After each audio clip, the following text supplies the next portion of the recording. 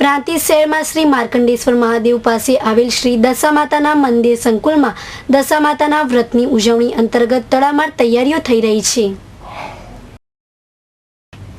પ્રાંતિજ નગરમાં શ્રદ્ધાળુ અને ધર્મપ્રેમી મહિલાઓ દશામાતાના વ્રતનો પ્રારંભ થતાં જ ભક્તિમય બની ગઈ છે.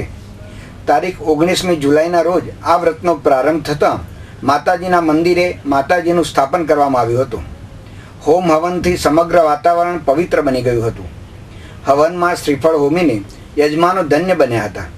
હવન બાદ માતાજીના મંદિરે નેજો ચઢાવીને દશામાતાનો જયકારો બોલાવવામાં આવ્યો હતો.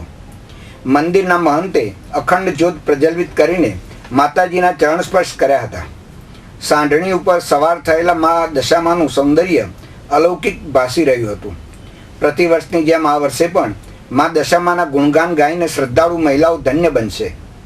વ્રત દરમિયાન દરરોજ રાત્રે રાસ ગરબાનું આયોજન પણ આયોજકો દ્વારા કરવામાં આવેલ છે. અષ્ટમીની મહાઆરતીનો લાભ પણ અનેક માઈ ભક્તો લેનાર છે. વ્રત પ્રારંભના પૂર્વે પ્રાંતિજના બજારોમાં દશામાની મૂર્તિઓની ખરીદી માટે ભારે પડાપડી જોવા મળી હતી.